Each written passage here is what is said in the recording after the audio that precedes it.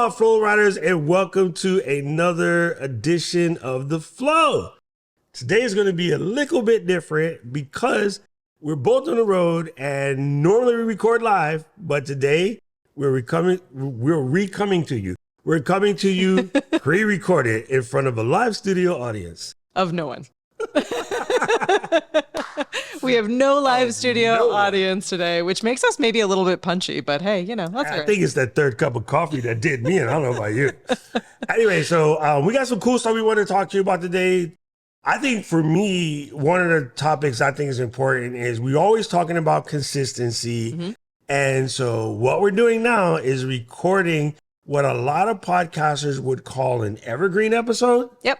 And you tend to want to have 2 to 3 of these in the bag, mm-hmm. just in case something comes up. Which we didn't, but we're here together in person, in real life, in the same space. So we figured we'd at least do this one so that at least we can answer questions and show you what it's like and have an actual experience of doing it. So here we are. Yeah, and well, another cool way to do this, if you do a show with the host or co-host rather, and you can't do it simultaneously, one of the things you can do is tell everybody to record their answers to the question. Oh, and whenever you do that, like you just have a couple of questions, say 1 through 5, have them answer their answer to the question. But the most important thing is have them repeat the question or read the question before they answer it. Because it's just something about the way people answer to a question that they just stated or they just read, as opposed to just roll into them. Yeah, because it's hard to I've had this happen a couple of times when I've been a podcast guest on a recorded podcast. And the host comes on and is like, I'm going to ask you these 3 questions and I want to record your answer to these 3 questions. And they give you the questions and they're like, go. And you're supposed to just answer them in order. And I have a pretty good memory, but I'm often the first one I nail because it's fresh in my mind. And then the second one, I have this moment where I'm like, what was the second question? Okay, so trying to remember it. So saying it right before. We have a trick that we do in broadcast. So if you can think of something, just ask me a question and I'll show you how we normally do it in broadcast. And this is how you should follow it. Doc Rock, what is your favorite color? What is my favorite color? Well, that's an interesting question, right? My favorite color that's the best way to start it is to repeat the question and then say the question right before you answer it. It makes it better for the editor because they understand where they're at. It also, your answer will come out a lot better just doing that first. It's called shadowing the question. Mm-hmm. And if you've ever done a TV interview, they'll tell you that they're going to cut it. So they'll ask you to repeat the question before you answer. But yeah, it's a very common practice in interviewing. And if you're going to do a show where you and your co-host can't get together to do a pre-record, just send the questions, follow the question, and do it, and you'll be fine when it comes time to edit. Yeah. I mean, a little bit more work probably on the editing side. But hey, that's why we are constantly recommending live. Right. So, yeah. And so because of that, yes, we do always recommend going live because the flow is just so much better. No pun intended. Okay. Hell with that. Pun intended. Pun intended. But in this particular case, I think it's better to actually put out an episode, even if your episode is as follows, and I'll do my other brief scenario. Hey, Flow Riders. This week, Katie and I are out of town. We didn't want to leave you hanging, so at least we would come in and give you an announcement. There will be no show this week, but please, you know what it is. Come back and check us out next week. For your entertainment pleasure this week, we're going to roll you back to a previous episode where we had Jared Spink on, and Jared is talking to you about the way he does his podcast. I hope you enjoy this rebroadcast, and we'll see you again next week. Flow Riders, out. Bang. That's how you do it. Luis, keep that part because we might have to do it again. I'll just give you a different name. But that's another way to fill in the hole, especially if you have a very well listened to episode or something that people tend to vibe with. Mm-hmm. It's a good way to run a show back, but just don't leave a hole. I think it's better to fill it with something, even if it's just a heartfelt apology. Mac OS Ken will come in and let us know that he's sick. He's not feeling well. Mm-hmm. And it's better than just we're expecting to hear his Mac OS Ken news and he's not there. Mm-hmm. So this particular episode that we are doing is about a number of different topics because we've asked now for all of you Flow Riders to send us in questions. But since no one is posting in their questions, they're doing it live while we're on the show, we figured we'd cover a couple of common things that we see come up again and again and again in this, our very first pre-recorded episode. So the first one that we're going to do is we're actually going to show you how to convert your YouTube playlist or your YouTube channel. So like what do you do if you have some kind of a YouTube presence, but you want to turn it into an official YouTube podcast? We've talked about it a lot, but we haven't really shown you what it looks like. So we thought we'd dive in and actually demo it for you. So if you're listening to this episode, you will have to swing on over to YouTube and find us there so that you can actually follow along. Yeah. But we'll do our best to try to be as verbal as we can. I do believe it's easy enough you'll see them because it's YouTube's user interface, or UX as you'll hear people say. YouTube's UX is user experience. YouTube's UI is very intuitive. Yeah. I think a lot of times when we come to doing UI things, we assume it's going to be hard, and so we overcomplicate. It's literally staring you in the face. I do it all the time. I'm like looking for this button, and I know where it is, but I can't find it right now, and that's because you're kind of like wigging out. Normally, if you just take a step back and look at it with a 10,000 foot view, you'll see it. It's kind of flows in order. But anyway, let's dive in. Awesome. Here, we're going to change our scene. Okay, so here we are in the YouTube dashboard. And all you really need to do is go to your content area. We have some playlists already set up because that's us. So if I wanted to turn the Anna and Fulgen's show, actually new this week is not Anna and Fulgen's, that's different. Let's say I wanted to turn the Marshall show. No, that one already is a podcast. Here we go. ENN. Let's say we want to turn ENN into a podcast. All you have to do is click on this vertical mochi sign, which is the 3 dots in a row. In Japan, we have mochi on a stick and there are 3 balls. It's called dango. It looks exactly like that.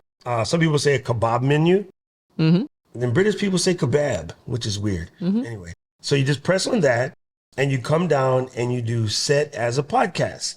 It's going to ask you to put in your title. Your title should be exactly as it is for your audio title. Don't change it. Don't try to be cute. Keep it simple. If you already have an audio podcast on Apple Podcasts, make it exactly the same. Don't be weird.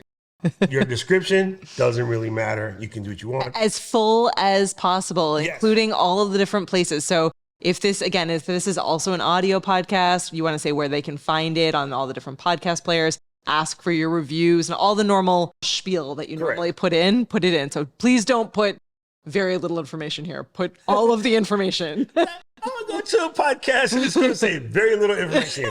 What I meant by it's not important, I'm saying you don't have to duplicate it, but you should put as much relevant information. And you have 5,000. The amount of people that have podcasts with 4 words and a 5,000 capability filter box makes no sense. So yes, do what Katie said.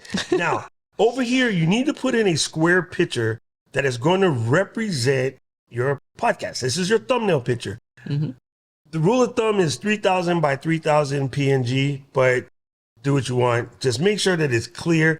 And on the thumbnail tip, don't get super psycho with your thumbnail. Keep it simple because people are going to see this on a tiny little handheld device. And then after that, you're just going to click on public and it will be good to go. So I'll cancel that. And basically, if we look at ours, it's already set up. I think you could just click it to open it and see what it looks like. Open the whole playlist? Yeah, sure. Let's see what it looks like. All right. So let's go to watch on YouTube. Let's go to this videos and you'll see all the things are in a row. What you may find yourself you have to do if it isn't already set up that way is go in and organize them in the right order so that the newest one is at the top and the oldest one at the bottom. Some podcasts that are serial based, you'll flip it around. It's really up to you. And then I will go to this view on YouTube. So this is really cool. When you come here on YouTube, you just see it like this. And then if we were to make a new tab and go music.youtube.com, you're going to see over here what the podcast looks like. If you click on podcast. Now, I can tell you right now, as they're still building this out, the search function doesn't work super good, but you can try.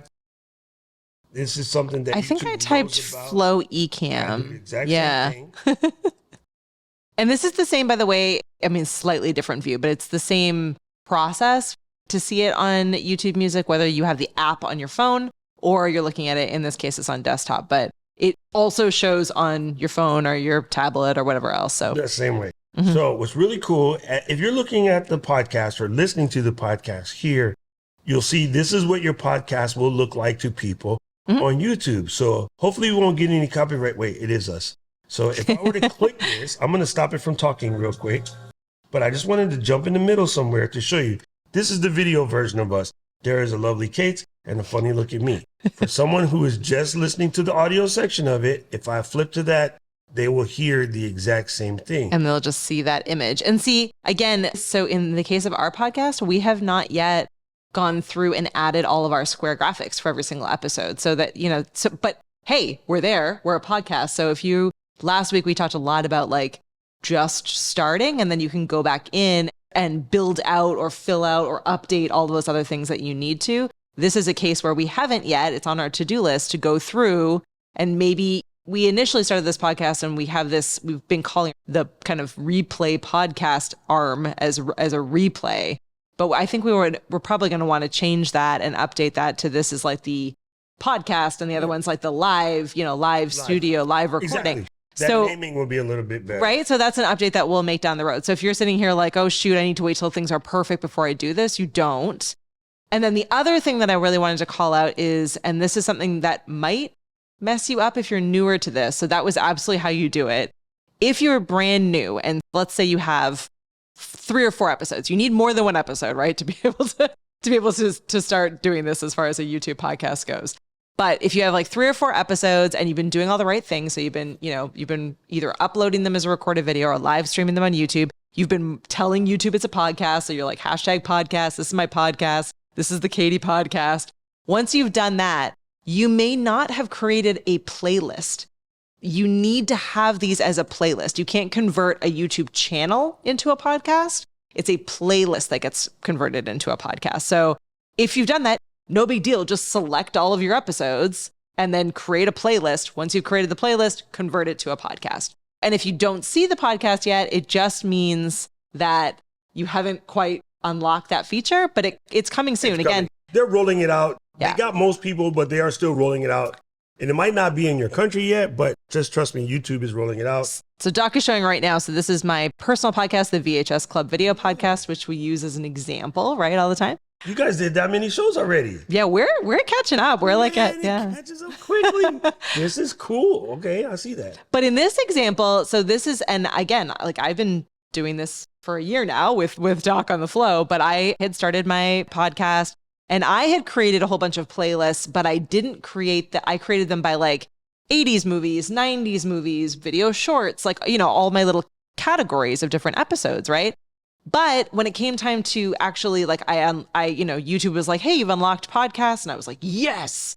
So I went in and I was like, oh shoot, what do I do now? And I was like, oh, it needs to be a playlist. So then I went to my live tab. I grabbed all of the different episodes, that weren't in one playlist. And I just made a playlist called the VHS Club Podcast, which again, as Doc said, matches what it says on my audio only podcast. And I turned that into a playlist, right? So that's the process. It really is that easy.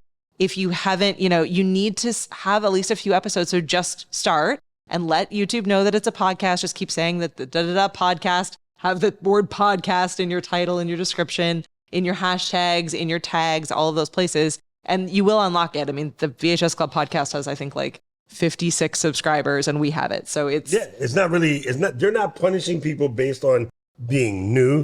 I think they're just rolling it out when you come up in the queue. So you're not squelched because you only have a small amount of subscribers. Mm-hmm. And I did not realize you guys did that many episodes already because time's is going so quickly. So, congratulations. Thank you. On all of those shows. It looks phenomenal. And I just caught your face in the weirdest look right there. Sorry. Don't show that. Sorry about that. Okay, so I can close that. Yeah. And then we have one more thing we wanted to talk about. The other thing that we wanted to cover was in last week's episode, Doc and I both kind of quickly showed you or talked a little bit about how you can plan to repurpose content so that you can save yourself a lot of time, especially if you're doing this kind of live to tape format and you're like, oh, but I also really want to be able to create Instagram reels and TikToks and YouTube shorts. And we talked a little bit about how I was doing that on the VHS Club podcast with a very minimal amount of time. And those shorts are actually outperforming a lot of my main episodes in many ways. As they will. Yeah.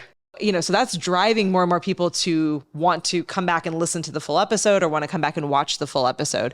So what I had said that I did was I have a profile built in Ecamm that is for the VHS Club. I have a ton of profiles. When I go into that profile, I have a scene that's at the very bottom of all of my scenes. That's just called vertical. And what I do is at every single time that I'm doing like my tech check and I'm prepping, in the hour before I go live, I just shoot down to that vertical scene. I go up into the output menu and I click on tall, the aspect ratio tall, which changes everything over and messes up like the look of all of my graphics. And then I just slide and rearrange them until they look how I want and, is in the right format. And then I record. So I'm recording like during my tech check time, really like plain and easy, simple, like not overthinking it at all. I'm recording during that time. And then when I'm done the little quick recording, my vertical tall recording with my graphics and everything the way that I want it, then I switch back in Ecamm in that profile. I switch back in the output menu back to widescreen, and then I'm ready, for my episode to roll, right? Exactly like Doc's showing you, except that I have a bunch of graphics, which is why I'm doing it this way. So just wanted to kind of show you the two different options for it, right? So that's what I'm doing. Now, Doc is going to show you a faster and easier way if you don't have a ton of overlays, but you really want to be able to still use the same video to also share onto Instagram Reels and TikToks and all those vertical video places. So here's that. Here's what I do. This requires you to use a couple different placeholders in Ecamm. I have a placeholder that is just a wide shot of our normal looking camera. I can temporarily cheat by going here and getting. Let's go into live demo mode. You want to do that? Yeah. All right, cool. Take it into live demo mode. And then boom. Doo-doo. All right, so in live demo mode, I have the main camera is this shot here. Mm-hmm. And then the B camera is this same shot, but you're allowed to set camera effects for each individual placeholder camera. Mm-hmm. So although this shot here and this shot here are identical, I blur this one. Right? So if I turn off the overlay for a second, it's still us, we're still here. It's just a blurry version of that. So if I turn the overlay back on, what that is yet another shot. In this particular case, it's camera D because I just went backwards. And it is the same shot. Camera is set to tall. So 9:16 tall. Yep. And then I hit the zoom and pan. And I zoom it and I pan it to stick me over here. So like I could be here and talk to you from here. I duplicate that scene to here. And this is camera C. The Katie camera. And camera C is, if I switch this, you'll see that it is the zoom and pan. I adjust it to here. So instead of this being me, I just move it over here to just Katie. Right? And then I try to keep them level. So one way to do that, let me undo that. So when you go to move this over, let me delete this. I'm going to cheat. Watch this trick right here. I'm going to go here. I'm going to select that, press copy, go back to Katie and press Command C, Command V. And then making sure that this is camera C. Wee. Why you do that, wee? You got to select that and make sure that this is on camera C. What you do is when you move the pan over, if you hold the shift key, it'll keep them even. So it won't move out of position. You know what I mean? Yeah. Because all of a sudden, if your head is at the top, now you're taller than me, no one's going to believe that. So it's a cool way so if we wanted to record a short reel or a highlight, I have me, I'm kind of sort of centered. I'm just off canter because I'm messing with my laptop here. But then I can also just switch it to Katie. If you happen to have one camera on each host, even easier to do this. But to me, it's a good way to do it. And the reason for that is you don't really have to pay a lot of attention to the framing. Another way that you can do this, which I'll just do real quick, is I'll get rid of the tall and just put it back to 16:9 and then 86 the border and then move this back over here to the full center. I hit 4:3 by accident.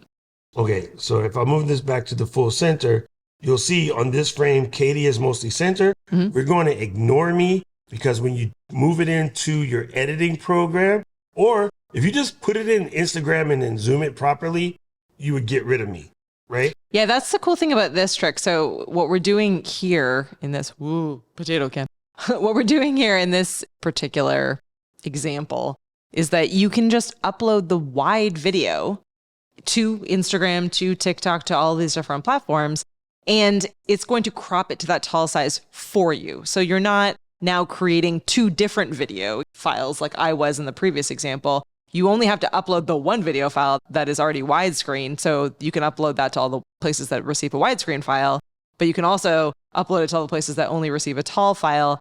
And as long as you're centered correctly, right? So you know, based on it's that middle kind of space, as long as you're centered correctly, all the other stuff is just going to not appear on that platform. So right. Automatically crop. I mean, yeah, the platforms will auto crop. And so I know a lot of people spend a lot of time and effort fighting on making things look a certain way for 16:9. That, to me, honestly, is going to slow you down. And to me, easier, especially because in Ecamm, I can say, this is camera A, it's both of us.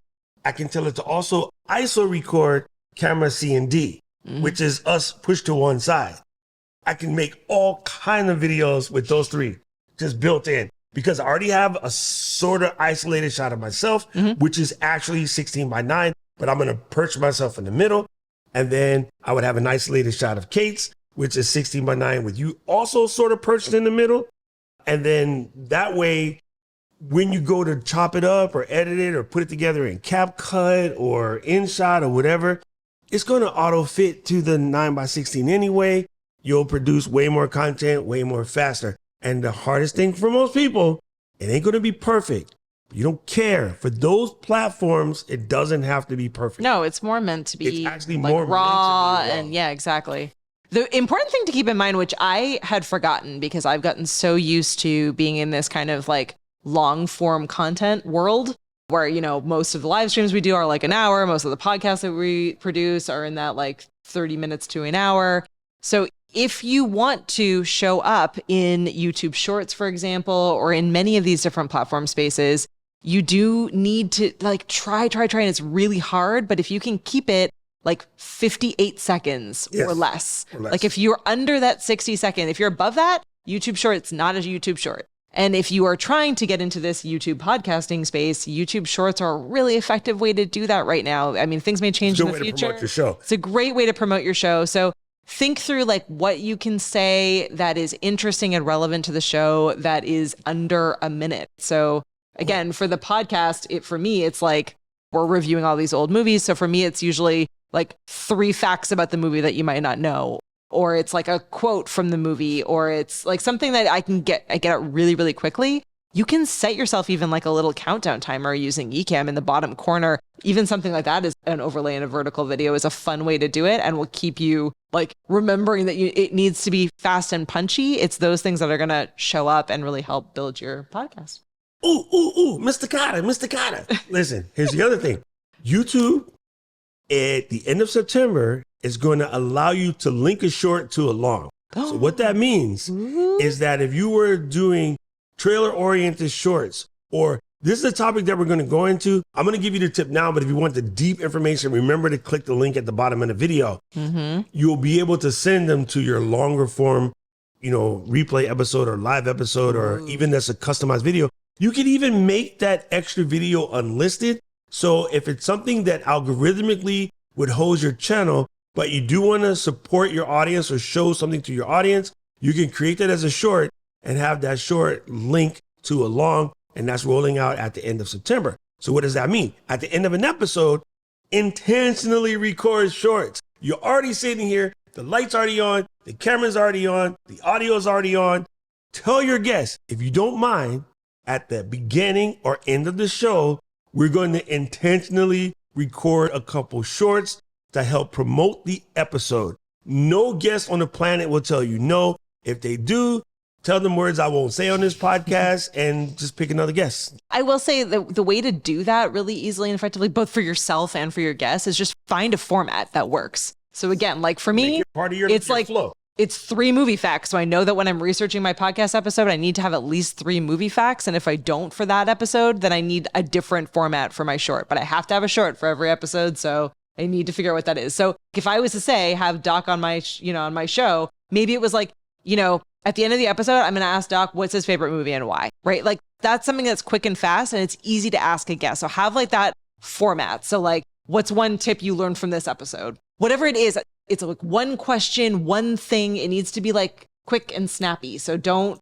put your guests in a spot where you're asking too much of them and it gets really long, because then it's not going to serve your needs. So well, yeah, and your short shouldn't take any more than an extra 60 seconds. Yeah. If you're trying to make it perfect, you're screwing up. Yeah. Like you want it to be raw. Yeah. Ooh, baby, I like it raw. Anyway, that's a good thing for you. Next time we're on the road, just ask random people what's their favorite, old school movie and why. Exactly. You have those in the can, so you're able to ship stuff out. Exactly. Anyway, so gang, that's how you do it. Super short episode. Katie has to get kids and I have to get on the plane to go back home. So super dope. I really like this. I'll fly back out next Tuesday for the, never mind. Oh my gosh. Well, a long trip. Do us a favor and drop in the comments, since this is not a live episode. We want to see some comments and questions coming through as you're watching this. What are things that have worked really well for you? Share some of your pro tips with other users in the comments. We love seeing that. Or if there is any other questions for one of these upcoming episodes, let us know. We'd love to feature your idea. Amazing. You can find us at flow.ecamm.com. It will take you to wherever your podcast getting is got, and then you can just, subscribe. That is the RSS feed and the whole 9 yards. And this particular episode is brought to you by Descript, or you can call it Descript, or you can call it Descript. They don't really care. They just want you to use it because it is not amazing. Basically takes your audio and transcribes it into a document. And if you can edit a document, you can edit your podcast. Makes it easy to add B-roll, add other clips, supporting clips. It even makes it easy to chop it up into segments that you can use to share on your social platforms. It is quite amazing. And good luck editing this episode, Louise. We love you, Louise. Bye, Louise. See you next time. Bye, everyone.